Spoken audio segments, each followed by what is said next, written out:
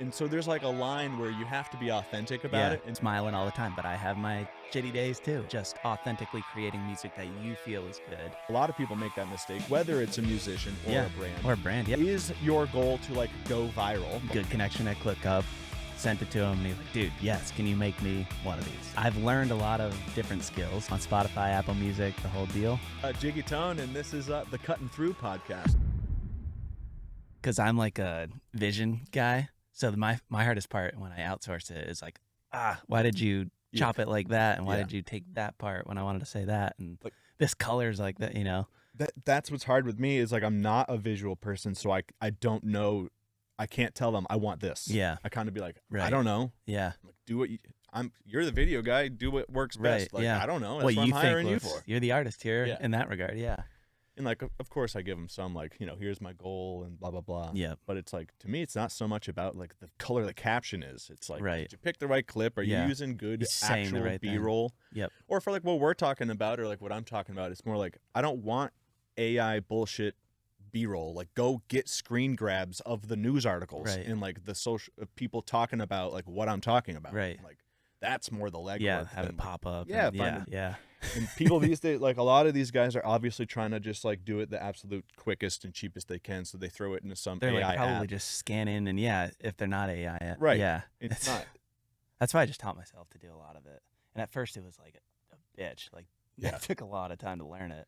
But now that I know it, it's easy to just and templatize it sort of. Yeah. Is that all good? We're good to go. Good to go. All right. Let's do it. Do you want me to start it on your ISO here, or do you want me to start it on the wide? Wide. Let's just. Cool. Yeah. There's no like formal intro or anything. In fact, we'll probably just use this. Yeah. There we go. I like it. Yeah. Okay, cool. Sweet. Well, for the part that does make it to the podcast, I will introduce our guest. This is my long-term friend and I don't want to say former collaborator, but like we still do music together, just not as much as we once did. But this is Jiggy Tone, and he lives here in North Carolina with me. He's a musician and like marketer, freelancer on the side, and I'm excited to talk about how the two overlap and blend together. Thanks for having me, dude. Appreciate it. Thanks for coming. Yeah, absolutely. Trying out this whole long form content / podcast thing, and it's going well. I like the room in here. It's meant for you. You're meant to do this. I'm fully convinced in that. Right. Okay. Well, yeah. So today, what I want to talk about is I want to talk a little bit about like how you market yourself as a musician and kind of like the things that you've maybe tried and haven't worked. Yep. And the things that were maybe like a surprise that worked and you didn't think were going to work. And then I'm really interested to see like how you could apply that to a business owner who is not a musician. Yeah. And then kind of third, I would like to talk about how a business owner could use music to market themselves. So do you want to introduce yourself? Yeah. What's up, everybody? My name is, as Elliot said, my name is Tony, but I go by Jiggy Tone when I make music. We've known each other for 20 years now. So it's a long time coming here. It just feels like we're hanging out on the couch having a conversation like we usually do. Yeah.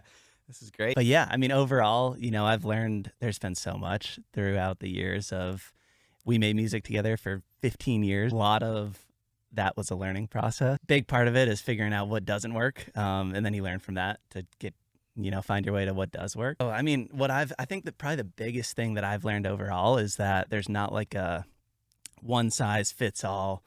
This is the template to do it. And this is going to work, especially for musicians. And it's the same with like brands. And at the end of the day, that's what you're doing as a musician is you're establishing yourself as a brand that you can then market. And I think the best way to do that I've learned at least for myself and as an artist, as a brand, is just to be myself. Because when I'm trying to be different or unique, you can tell. And that's just it's not going to resonate well with the audience that you're looking for at the end of the day, and you're not really being you. So first step for me was just figuring out who I was and trying to, and you evolve as you get older and older, and who I am now is completely different than who we were when we were. For the better. Yeah, way better. But like I said, you do what doesn't work and then you figure it out. It was an experiment. Yeah, that's how we got it out. It's part of the process. So you got to trust it. But yeah, so just like with brands, the way that I'm going to market myself is completely different than someone like, let's say, Token, who is also I don't know if you know Token, but he's also like a white rapper. Yeah. So his vibe is like dark and He's very vulnerable, which I think is so dope, and he's an awesome artist, but he's so different than me. Yeah. Like his whole page, if you go on it, it's talking about like his dad dying and like bad, like bad shit. Darker things. Darker things. Yeah. So for me, I'm more of like a colorful guy. I like being positive. I like promoting optimism and shit like that. So it's completely different. And the way that I market is going to be a different audience than him. Yep. Just like, I've established myself as a brand. Like Target's not going to market the same way as Jersey Mike's or something like that. Yeah, Like absolutely. it's that. And I think a lot of artists don't really realize that. And they think like, oh, this worked for this person. There's nothing wrong with trying it, but you got to figure out what works for you. Yeah. For sure. Well, and I think, there's like a fine line of copying and taking, like learning or taking a strategy and making it your own versus just like, oh, that worked for him, therefore copy and paste, it will then work for me. Right. I think the audience can see that, especially in music, maybe a little bit less now, but like when we were when we were in college, if we saw one rapper or artist do a video and then we really liked something about it, and then like a month later saw somebody else clearly copy it, it was almost like worse. Yeah, right. You You're know, like, oh, dude. Yeah, you're just copying him because that guy had attention, and now Right. you're talking about the same thing that he's talking about because it worked. And so there's like a line where you have to be authentic about it, and like you were kind of talking about that before, where like if it is authentic to you and it worked for them, how can we blend these two together where it's still authentic and it doesn't come across as just copying what somebody else did? Yeah, for sure. Like, have you found times where maybe like you found that you were inspired by musicians, maybe not all the time? Yeah. maybe not from their music, but like how they approach their brand? Yeah, for sure. And like, how does that like work into your strategy? Yeah, so a good example of that is like, do you know who Thorpe is? No. He's really big on TikTok. He's pretty big on Instagram too, but his whole thing is he does themed raps. So like, I'm passionate about the Celtics. I love the Celtics, for example. I saw that he did one about the Dolphins and I was like, wow, that was dope. It got a couple 100,000 views. He's awesome. I'm going to give this a like and follow him. And then I just naturally in my head, I'm like, well, that worked for him. I wonder if I could do something like that. Yeah. My own spin on it, completely different styles of rap. But I made my own spin about the Celtics. I learned that resonated with my audience, and it actually reached an audience that I wasn't tapped into yet too, which is like New England was really, really into that. Yeah. And it was cool to be living down here and reach a whole different region when I wasn't really I wasn't intending that. I was just like, I'm going to try this idea. It's a cool idea. Let's see how it goes. And now, 2,000 of my followers are like huge diehard Celtics fans, and anytime I post about that, they're all like, "Oh fuck yeah, let's go!" And he coming up for a game, So yeah, you never know it's gonna work, but that's a good example. Yeah, actually, it made me think about like say like a really extreme example where like that went like ultra viral, right? Yeah. There's a point where like the pendulum swings and you're like, I'm just known for that Celtics. Right. And the only time I get a lot of traction is when I make a Celtics video. I'm fucking stuck making all these Celtics videos. How do you navigate that? Because like I've heard from some creators where they get into some sort of format and then they have to keep one-upping themselves. Definitely. Like, now I'm just known in this one thing. Yeah. And I don't even like this anymore. Well, I'm glad you said that because, like the Fuego Fridays, for people watching that don't know what that is, I made a freestyle every week for 52 weeks, and it was fun. It was a lot of fun, but that's tough to keep up with every week when you got a lot going on in life. But for me, I saw that was really attracting, my followers. So I leaned into it, but that's to that point, it's tough to keep up with that and do that all the time. So it's just it's balancing. I guess another point on that too is, I'll notice if I do a freestyle like that, it'll resonate really well with people online.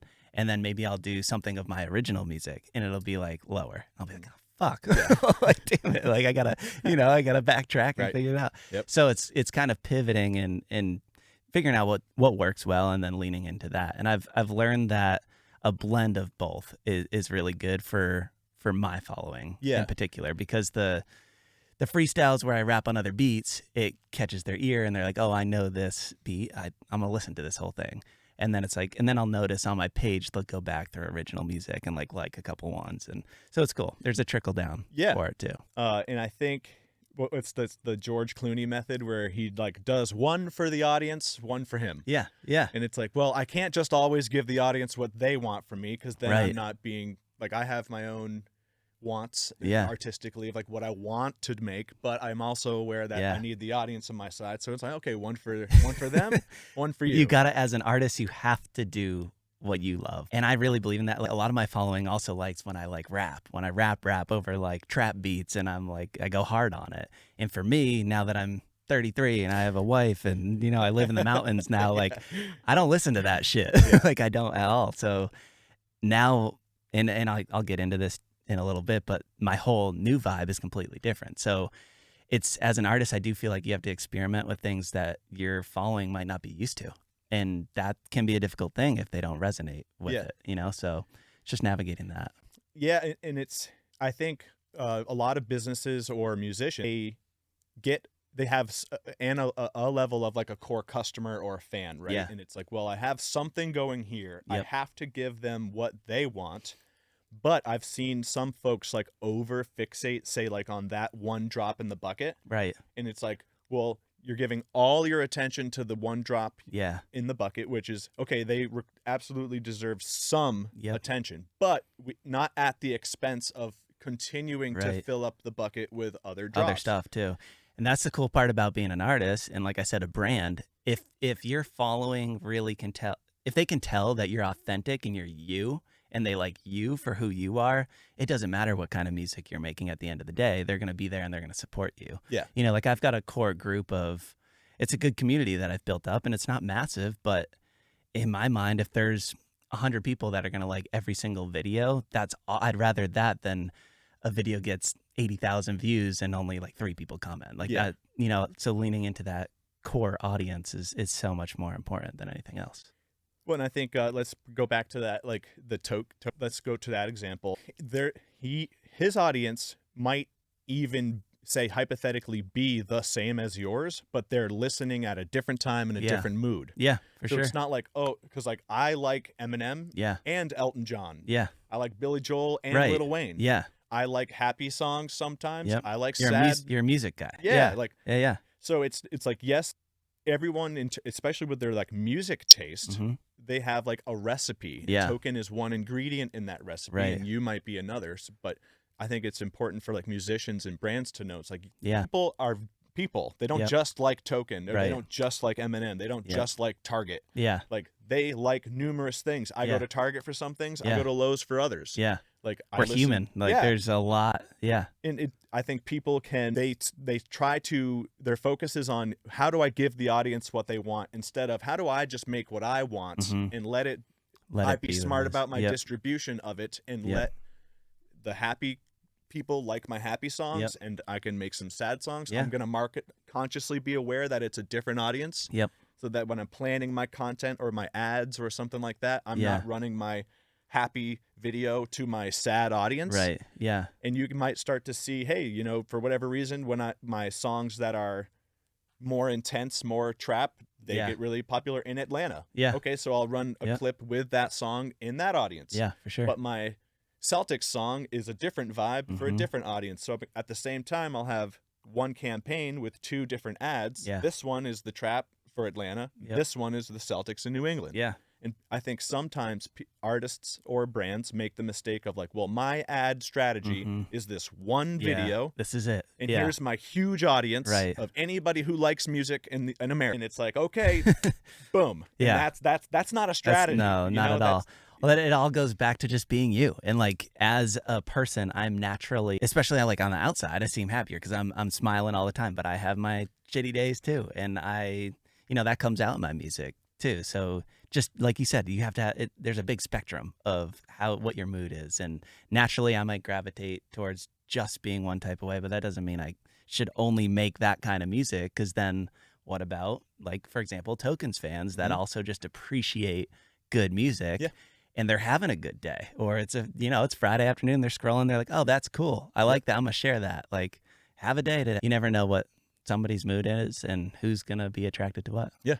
So like I know some of the mistakes that we've made back when we had no idea what we were doing. How that's evolved, and you are like way more experienced. You have more resources than like we did growing up. So you're probably trying more things. Like, what are some of the things that you've thought were that's definitely gonna work, Mhm. and then like, oh shit, it didn't, Yeah. or like what were some, we're like, this is never gonna work, and it did. Well, a lot of times, ironically enough, the ones that, the songs that you think are the ones that are gonna blow up are usually not the ones that fucking blow up. So you gotta just keep, as an artist, and we keep circling back to it. Just be you and make what feels right for you. Because I've had so many songs, we've had so many songs where we're like, this is the one, man, this is the hit, and then it's our worst performing one. Yeah. So it's like you never People know. hate this shit. Yeah, exactly. And Yeah. I think in the past, I used to focus so much on creating that one hit and like, this is going to be the one, man, in every song. And there's nothing wrong with having confidence and leaning into yourself. But dude, I mean, like if you go into it with the mindset of like, this is going to blow up every song. I'm trying to make this blow up. Right. So I'm writing it a certain way. Yeah, I'm exactly. feeling a certain. You're thinking I'm about trying to make consciously. It blow up. You're thinking about what other people think about you. Yes. Instead of like people are gonna really love this. opening up and just letting it flow. And when you do that, when you are like in your flow state and you're really creating what you love, it just comes out naturally. Like a couple of weeks ago, I made 14 songs in 2 nights, and that was like nonstop. I didn't get up. It was crazy. I didn't get up from my chair, and it felt like I opened my mouth and all the songs came out. And you know how that feels. Oh, It's yeah. so damn good. And when you're feeling it, you got to lean into it. Yeah, it's the best. So it just clicks in your brain. Yeah, it's as an artist, that's the best feeling in the world. But I would say that's a big thing. Is like not trying to create that massive hit, just authentically creating music that you feel is good. And if you resonate with it, if you love it, other people out there are going to love it too. It might not be a million people, but you find your audience and then you lean into that audience. Yeah. In that case, when you're writing that much music, you must at some point mentally be like, oh, actually, okay, let me ask you this. Do you get to the point even in your creative process where you start thinking, this one could be that, this one could be the single, that one could be the follow up, and do you start getting into that? And does that actually take away? Do you have to remind yourself, it depends. Screw that, I'm not going to think about that now. I'm just going to keep creating, and I'll figure it out when I have those 14 songs. No, it's a good question. It all depends. Like for those, let's go back to those 14 songs. I could tell right away which one was the standout. And I was like, that's the one. I'm naming the album or the project after that. And then everything that follows is going to have a theme. And it's all going to be, how albums were back in the day when they all flowed together. And that's what like excites me right now at this point in my career is I'm not just going out making banger single. That'll happen. That'll always be part of my plan. But in this case, it was more of a project, and it was all by the same producer. He's out in Poland. I found this guy, and I was like, dude, this is amazing. And he was like, thank you, man. Like, send me what you find. And I was like, do, like, holy shit, dude. So once you find that like vibe, in this case, I was excited. It didn't take away from the project. It was more like this is going to be the lead song. I love this. This could be another single. This could be a single. These are good storytelling songs that might not be singles. But I say that now, but those ones and the filler ones might end up being the ones that people resonate with. Yeah, absolutely. And I think that's interesting where in a way it gave you like more gas. Yeah. You kind of started, ooh, I see how this could be this, and I'm okay. I think because if you let yourself go back to like, well, I got to make this one a banger. Yeah, like, right. It kind of was what it was. Yeah. And then you recognized that it could be the banger rather than like I was trying to make one. It gave me like excitement in a weird way, which it doesn't always do that. But I guess when it was all the same feel, the same vibe, I was like, oh, this is cool. Like I couldn't have planned, okay, I'm going to go in, I'm going to make songs just like this. And I could have, but it wouldn't have gone as naturally and as fun as, it just happened to happen. And I feel like as an artist, when you find yourself in that creative zone and it's really coming to you, you got to lean in. You got to take advantage of that, because I could go back now and sit down in that same chair, same producer, and be like, I'm struggling a little bit. Yep. I was just in it at that time. And I think another thing that I learned too is when you've got thoughts and you've got ideas to create songs, just do it. Just stop. Don't sit on it and don't wait until, I'll wait 3-4 months to record this and then I'll come back to it. Now that I have a home studio, it's so much easier to just sit down.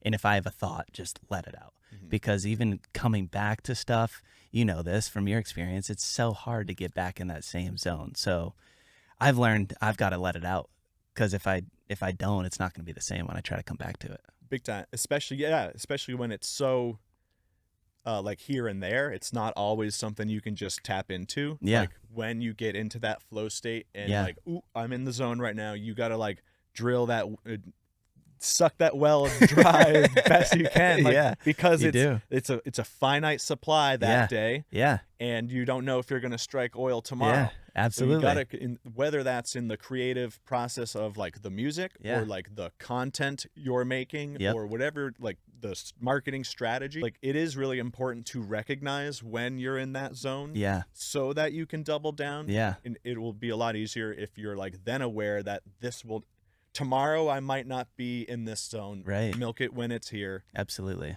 Take advantage. Yep. Lean in. What does your current marketing strategy like for this new project? Like, do you have something in mind, or are you just gonna drop it and figure it out, or do you have like a plan? No, it's definitely gonna be a lot more, I guess, strategized than recently. Because a lot of my recent work was just singles and singles and singles, and it was let's try this type of video, let's try this, because I mean, like as an artist, you have to wear so many different hats now and try and juggle everything at once, and sometimes it can feel like it's just so much. It's like, all right, put this out, drop a little teaser a week in advance, and then put out the song, and then drop as many reels as you can after that. But for this one, I want to stockpile a lot of content, and I've taken a little bit of a break from, not a break, but like I've eased off the gas a little bit on content and social media, just because, at least on the Instagram side of things, I'm just TikToks, whatever, you can just post several times a day. Yeah.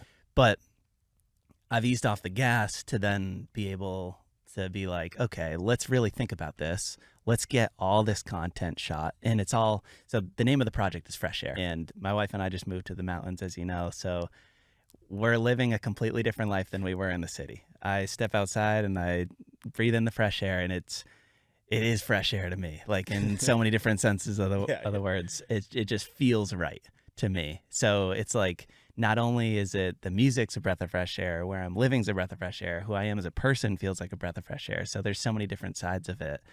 And now I can paint that picture almost in like a story. And my marketing for it is going to be rolled out as more of a story, and sitting down and telling my story, as opposed to just, here's a song. Yeah. Hope you enjoy it. Mm-hmm.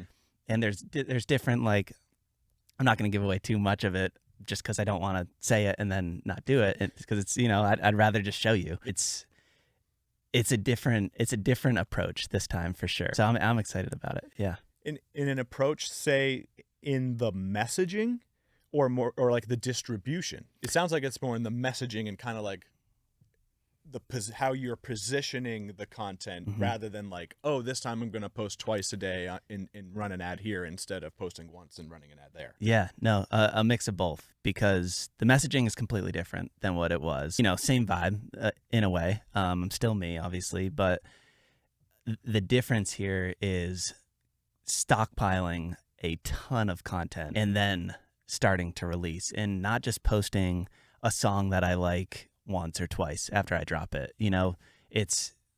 I'm like, you gotta hit them with a lot of different angles. And I notice a lot of the artists that I follow that I really like, they post their song 15, 20 times. Yeah. And I've learned, and that's like kind of an example back to, your point, is you can't just hit your audience with one or two videos and then be like, all right, that's good.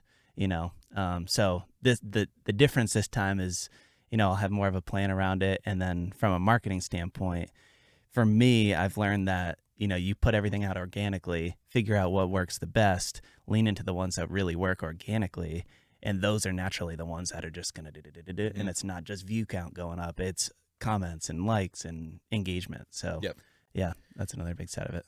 The biggest mistake, when I stopped making music, I started helping other musicians market their music. And when it came to ads, the biggest mistake I still see is that sort of like first impression, let's get married. Yeah. Where, oh, I know my audience is Atlanta, New York, LA, and Las Vegas. Okay, yep, there's like 40 million people.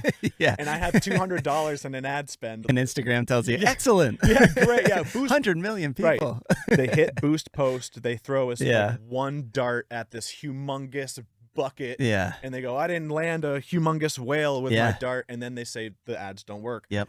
And I think this is a great way where you're organically setting. You have some videos that are meant to, hey, new person, I hope this isn't just engaging. And then like, yeah, for once they see that one, maybe they come to the profile and they see the second one where it's a slightly different. Yeah. I'm pulling you down the funnel. And even if, especially with music, even if Joe Schmo scroller loves what they're hearing, Yeah. the chance that they leave whatever they're doing to go, who's this? And like then take an action on YouTube or Spotify or Apple Music. Slim. So slim. So slim. But when you set up a campaign to say, okay, I've posted these 10 videos. Yep. These 4 did the best. Okay, so this one I'm going to run to new people. Yep. And then anyone who watches video number 1, that's audience number 2. And I'm going to say, hey, you've watched the first one. Here's the second one. Yep. And you keep going down the line until eventually maybe, okay, you've made it down. You've seen 4 videos of mine. So now I'll say, hey, swipe up. I'm not a stranger. Yeah. You've listened to 3 or 4 of my videos. Now I'm asking you, hey, can you go follow me on Spotify? Exactly. Yeah. And people don't. A lot of people make that mistake, whether it's a musician or a brand. Or a brand, yeah. I was going to say, also in corporate America, and I do sales. So, like, and that's something not a lot of my following might know about me. But I know that if I'm reaching out to somebody, and not so much in my current job, but back in the day, I knew if I was reaching out to somebody and prospecting or hunting, I had to reach them 7 to 14 times before they even give me a response. And that's like the average. And that, just because you get the response doesn't mean you're reeling them in, you're closing a deal. Right. There's so much that has to happen for them to really be engaged and you know, for the one-offs, like some people might be like, oh, I love this guy. That's a really cool vibe. I'm going to follow him. That's dope. But for most people, it's going to take, I don't know what the numbers are. You might know the numbers for marketing a little bit better with Instagram, but I'd be willing to bet it's 7 to 10 times seeing you. Oh yeah, at least. Of course, there are some of the outliers. Whether you're selling music or a service, like you might hit that person at the right time, and they're like, "I was just talking about this," or like, "I was, wow, this is I'm on the way to the lake, and this is this is perfect for this right is fitting now." The vibe, yeah, let's go. But you can't. I think a lot of musicians and business owners sometimes are either from a lack of full understanding of like how hard it is to get a stranger to do something. Yeah. And slight overconfidence in their product. Right. Yeah. Where it's like, well, as soon as somebody hears or sees this one time, of course they're going to come follow and subscribe to my YouTube and Instagram and go to Spotify and buy my sweatshirt on my website too. Right. All from seeing this one time. Yeah. It's like my song's good, so it's just going to naturally catch the attention of everybody. Exactly. Yeah, like, no, and it's not how it even works. in those like outbound like sales, someone might be going, when they open it, they might go, oh, I was just talking about this. I'm interested by that. Yeah. But it's kind of go, okay, I'll keep that in the back of my mind because right now I'm talking to Tony. Right. Or right now I don't want to get on a fucking discovery call with a stranger. Yeah. But you're not getting that signal back that they're interested. Right. So it's like, if you view it in a sense of I sent one email and they didn't book a call, therefore email doesn't work. Right. It's like, no. Try it again. Right. Yeah. Or sending one email. Yeah. You know, a lot of people do that with whatever type of marketing they're trying. I posted 3 TikToks and it doesn't work. That's a really cool take on it. Like I don't know what you just said there, but you didn't get the sensor that it didn't clear this. There's a signal back. That's such a good point because you don't, and for an artist, you don't know who is seeing your music. Like there could be some pretty influential people in the industry that are seeing your music, and that doesn't mean they're liking every time. Like Wendy Day, for example, could be following along to me and maybe not liking every post, maybe 1 or 2 here and there, but I don't know how much she's seen, or that's just an example. But that's such a good reminder that you don't know who's watching you and when they're watching. You might you just never know. Yeah. And I think whatever you're doing or making as a business owner or a brand, it's like if you're doing it only for the positive, like immediate response, that's a really hard game to win because there's so little of it at the beginning, regardless of what you're trying to sell. Yeah. So it's more like you have to love, and I think this is kind of cheesy, but it's really true. The older I get, you have to love just the process Absolutely. and not the result. I don't think it's cheesy. I mean, it's what I've learned as a human being, just in general, more than just being a brand, being, an artist, like just in general. If you love the process, if you really enjoy what you're doing, it becomes authentic to you, and it just, you have no problem putting it out there.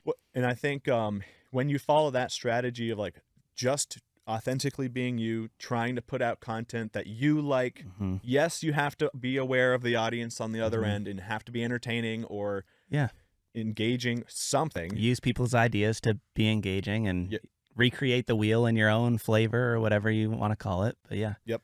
And because at the beginning, it's so hard to get those positive signals, whether you're a musician or you're selling a service where it's like, you don't get the signal that they opened your DM, or I guess maybe you would. But in terms of like, oh, I don't necessarily see that they saw 6 of my videos throughout the course of a year. Then they saw an ad, and then they saw my DM. Right. You only see the DM. And they still haven't followed me or liked my videos. Oh. But maybe they like it, and maybe they see, Yeah. Like, it's funny because like I started my new marketing page. I only have 200 followers, but I've got 6 or 7 clients. Yeah, and it's there you go. It's obviously different than a musician. Yeah. Or an entertainer. Yeah. Or where you kind of need a lot of numbers. Yeah.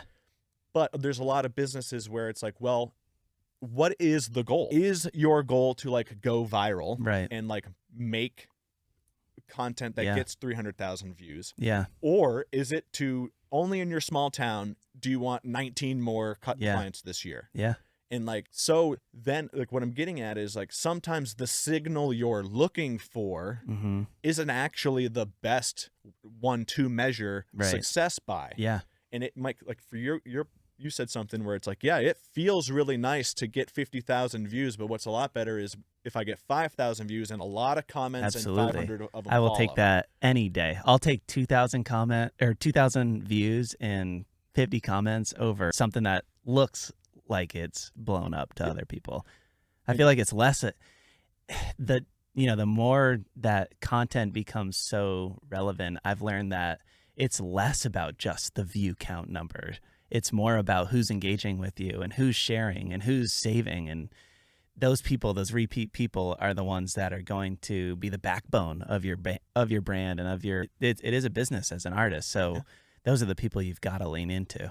I think to your point of like never knowing who's watching, or as a musician, I'm sure your top, frame of mind of like who might be listening is like someone who could become your biggest fan. Yeah. Like, what was it like when like a business reached out to you and was like, hey, can you like make me a song and I'll like pay you? Yeah. Like, was that ever a thought in your mind? Not until it happened. Yeah. No. What was the first? The first one was Clutch Coffee Company. I was playing golf or something, and I think I was in South Carolina, and I just searched coffee, and Clutch Coffee Company pops up. I go in the drive-thru, and they've got like a DJ. They've got people like out there taking your order, giving you free swag and stuff like that. And it was just a vibe. There were funky colors everywhere, and I was like, "This is legit." Like I didn't know I was pulling into something like this.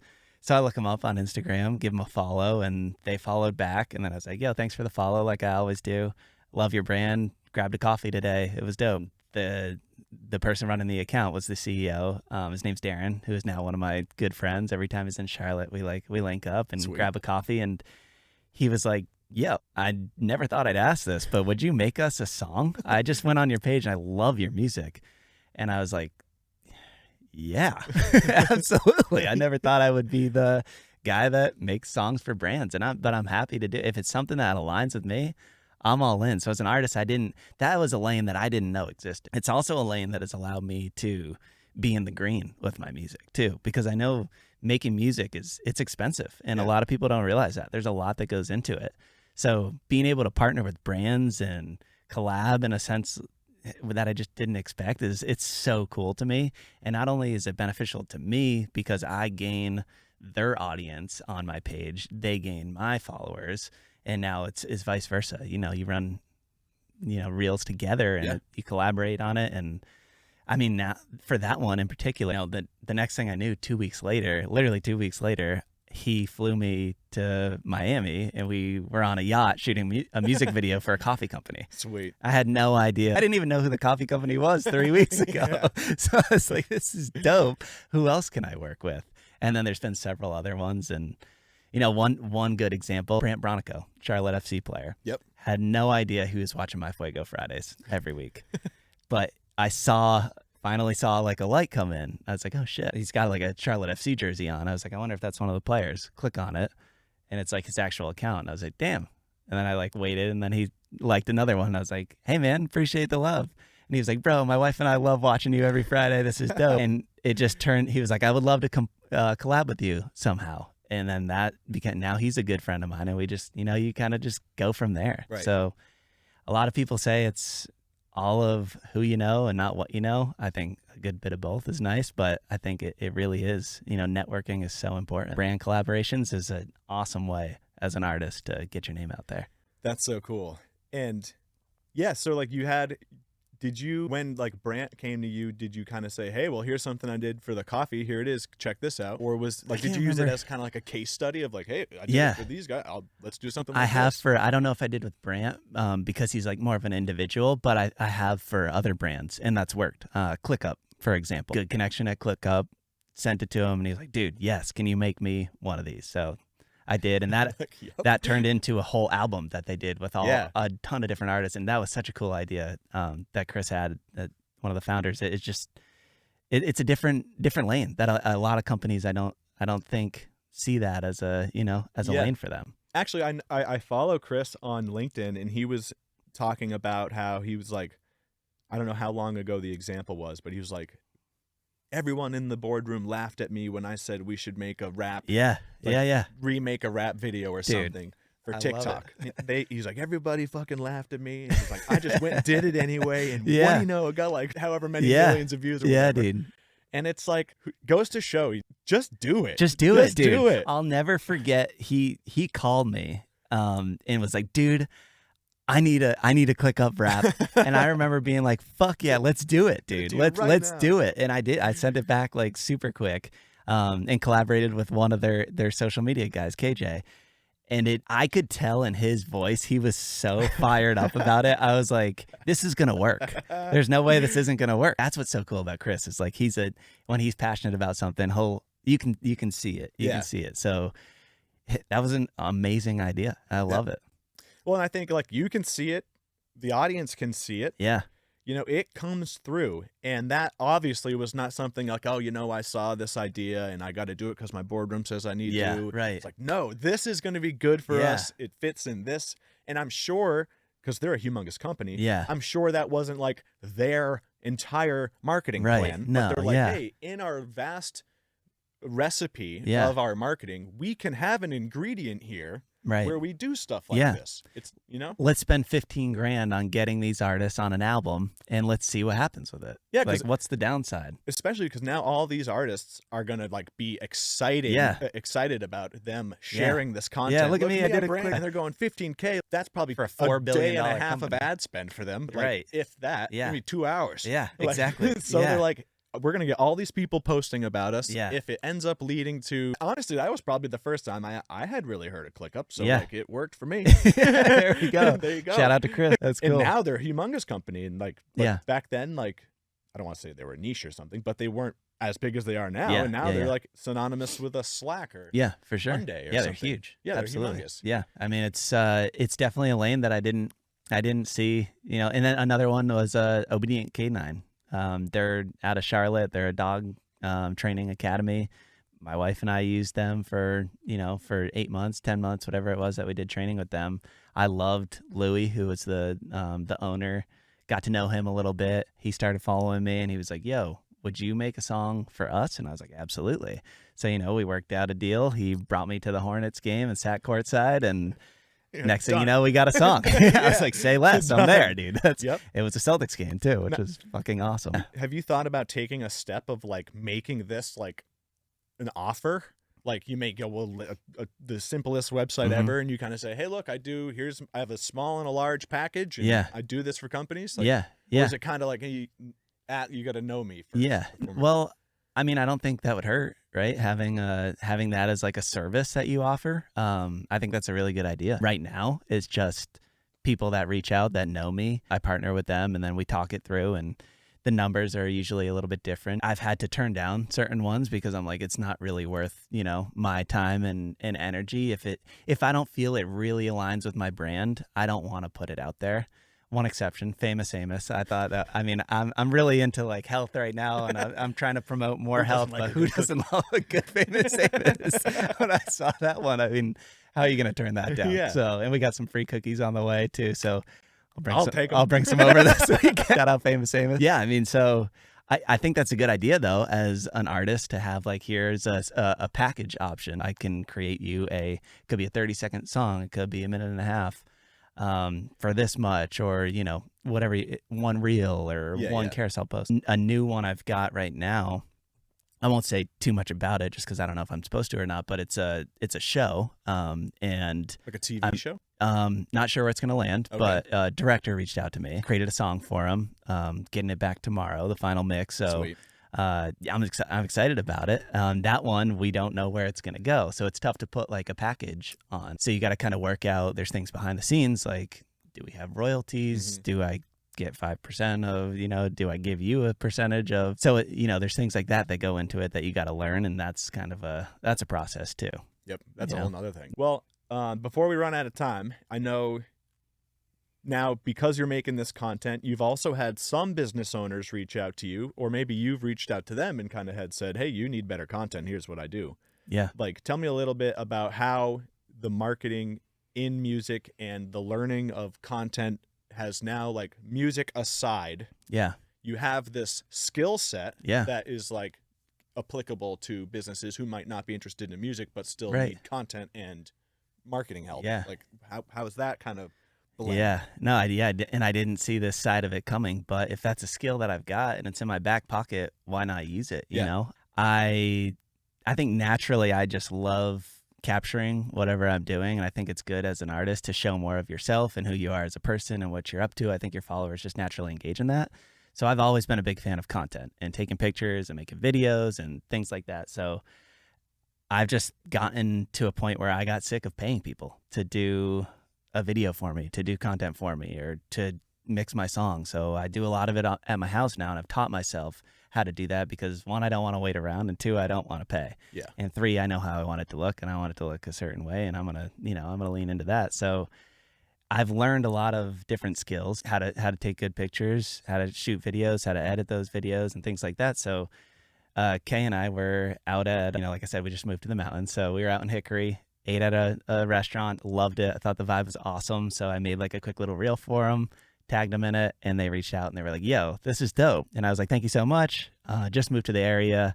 I noticed a lot of businesses out here are so good.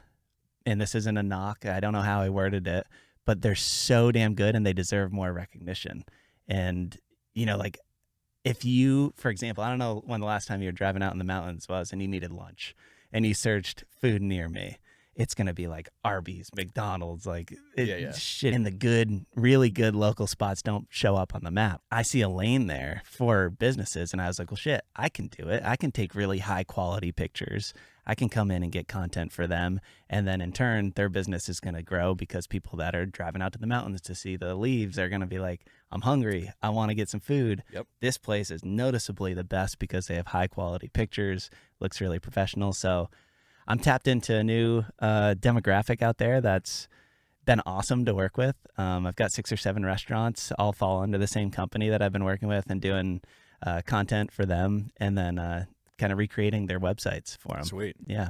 That's a good example of, because if Tony had gone to them and said, hey, I'll make content for you, and like, here's my rate, and I could do this, this, and that, they might go, but they saw it and they go, that's cool. And they might be like me, like, I can't tell you what I want, but when I see it, I go, that's what I want. Yeah. Can you do more of this for me? Right. Yeah. And it's like, you didn't even necessarily, you just kind of made it because you liked it. Yeah, I liked it. And you I believed enjoyed in it. Yeah. But then you almost, what it became was like, hey, you can take it. Yeah. Post it right now if you want. Yeah. I don't want anything for it. Yep. But if you want me to continue doing this, Yep. now he's really interested, not because you came to him with telling him he needs the service, but because he saw the result. Yeah. And I approached it as like, I feel like you guys are so good. You deserve more shine. And they were kind of like, well, what do you mean? Like, and then I just told them, I think like exactly what I just told you. And I was like, I'll do the first session for free. I'll get you 200 pictures. I'll make it look dope. You can use them for whatever you want.